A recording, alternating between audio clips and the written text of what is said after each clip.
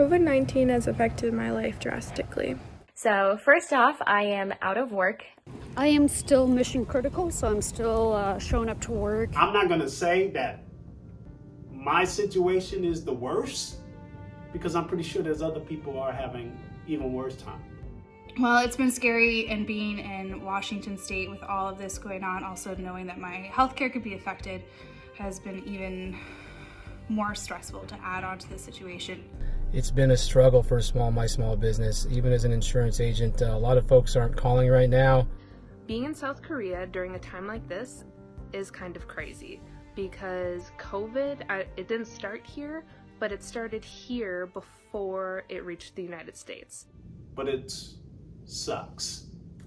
This really sucks. And it's been crazy. Solitary confinement is not something that is great for my personality and who I am.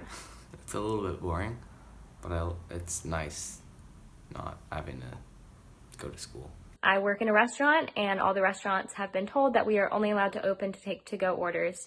And with 40 to 50 servers and only one of us being able to work at a time, because you don't need more than one person to do the to-go orders, many of us are out of a job for a month, potentially even 2 months. We don't know how long this will last. Being pregnant at this time has been a different experience than if I would have had my first child not during the coronavirus pandemic. For example, our hospital normally offers childbirthing and breastfeeding classes that were canceled for social distancing reasons. Baby wipes and diapers have been more difficult to get a hold of. Deployed out here and was supposed to return home April 24th, which is in less than 3 weeks.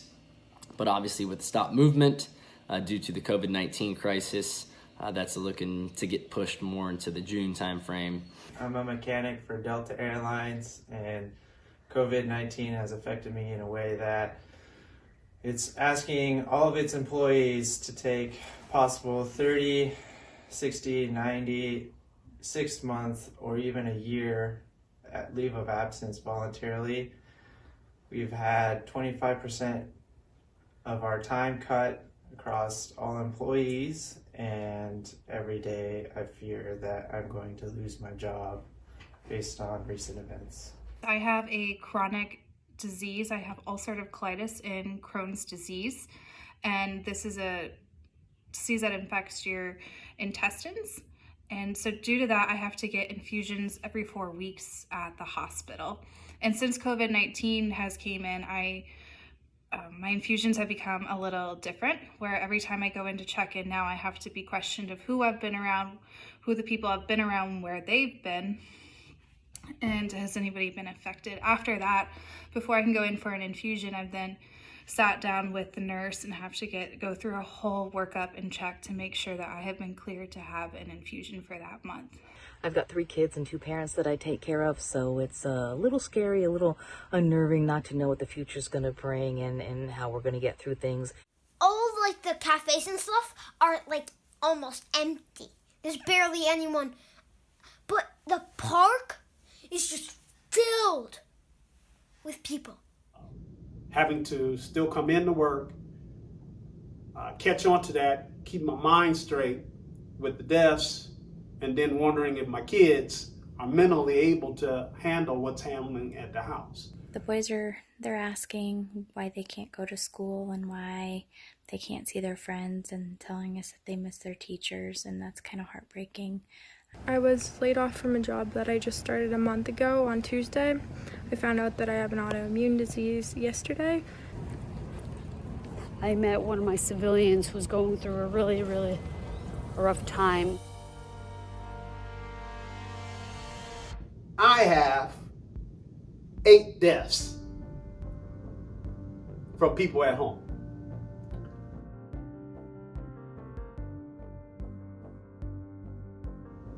I can't get in a car. I'm definitely not getting in the airlines and fly up there. And now we're all trying to figure out how we're going to do a funeral with no one being able to have a funeral.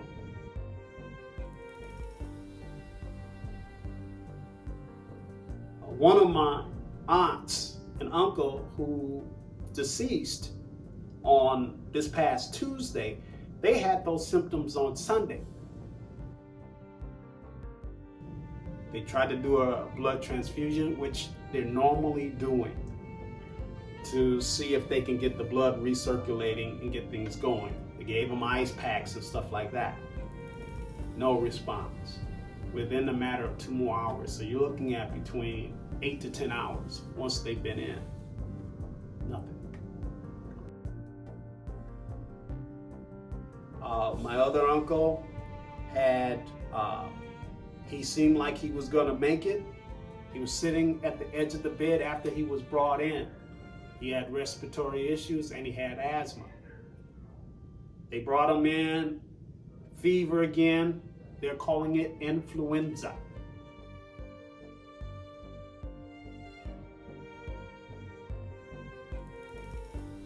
No response. He seemed like he was fine for about 2-3 hours. Next thing they know, he was laying down. In a matter of 6 to 8 hours, gone.